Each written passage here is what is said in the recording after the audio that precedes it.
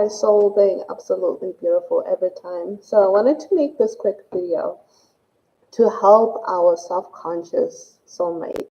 So I remember in the beginning of actually getting to know myself, I didn't know myself, and that was what was creating a lot of being, a lot of disconnection from myself and needing that disconnect to be filled from outside of myself and relationships, needing other people um, to see this persona I'd created, this character I was creating, because genuinely I didn't feel secure enough. I didn't feel safe to really show my true self.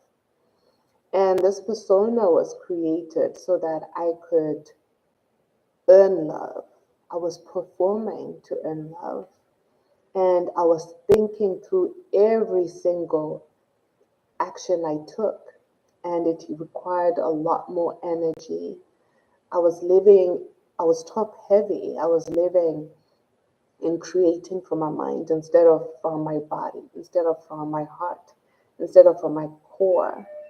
And when I was doing that, I was externalizing my power. I was sourcing my beingness from how other people showed up. And I always consistently felt disempowered. I always consistently was caring about how other people perceive me, how other people perceived me, how other people thought of me. You know, I couldn't even just show up like this. Everything had to be perfect, right? There was always something I was judging. But the truth is, everything that you see within yourself, within other people, every time you think somebody's thinking this way about yourself, it's you who's projecting that perception of yourself. They're just using other people to scapegoat, right? From taking responsibility for how you are carrying yourself, how where you're investing your energy. Because you're always investing energy in your uh, perception of yourself in each moment. You're always investing. Yes, your parents, your caregivers, society, they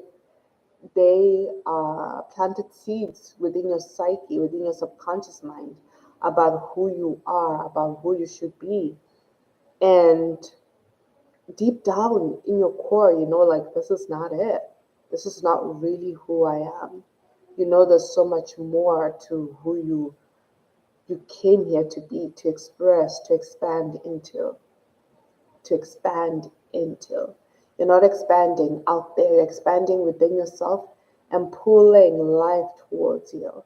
You're not doing so that you come across a certain way, because really low key, who you really are, you're afraid of showing and exposing it to the world because you believe it's not good enough. You hate yourself. You're rejecting yourself because you believe in an embodiment other than your own.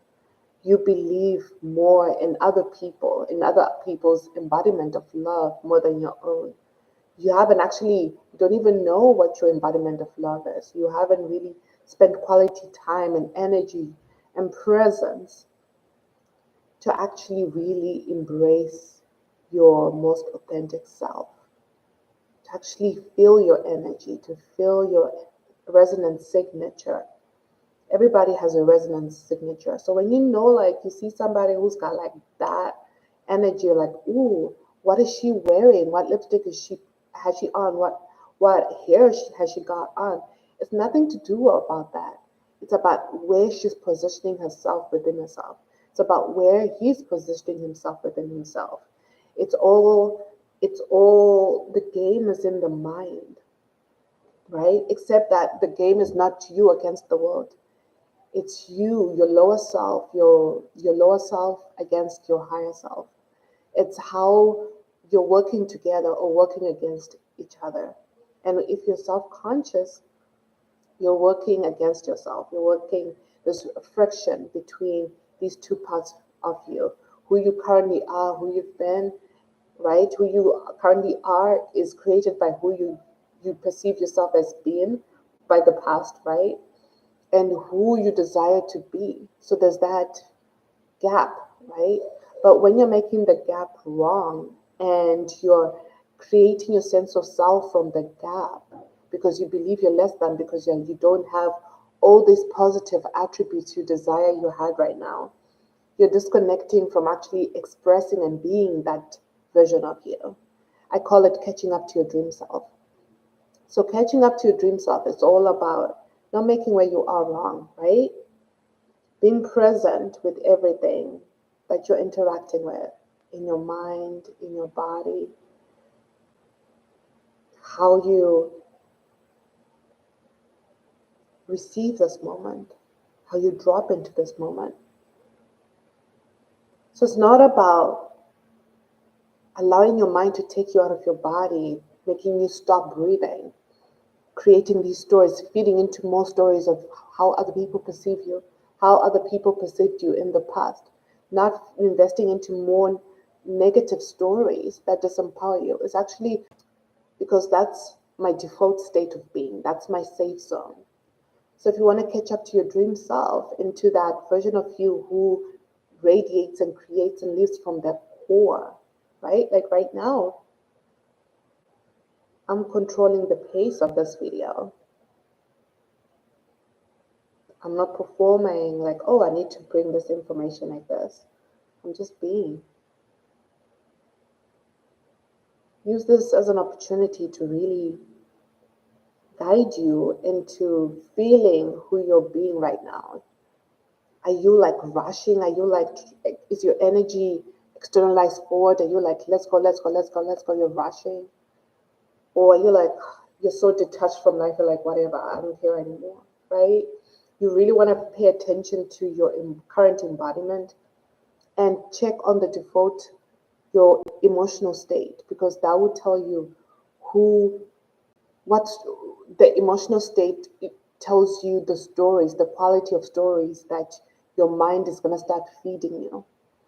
And you want to change this emotional state with EFT. Look up emotional freedom technique so that you feel lighter. It's a practice, it's a way of being, right? Taking care of yourself, taking care of your emotional body, your emotional state of being, because that's where your mind creates from. That's where you perceive life from. That's where you perceive yourself from. So if you can't perceive your current self as part of your team, you're always going to feel disconnected from your dream self. You're always going to be trying to catch up to your dream self. So you really want to pay attention to what emotional state, those stories from the past, those stories about how other people, you believe other people perceive you, what emotional state that triggers you. And then upgrade that emotional state through EFT, and then come back, and then you want to start listening to your soul, to the core, to your gut. What story wants to be narrated through you about you, right?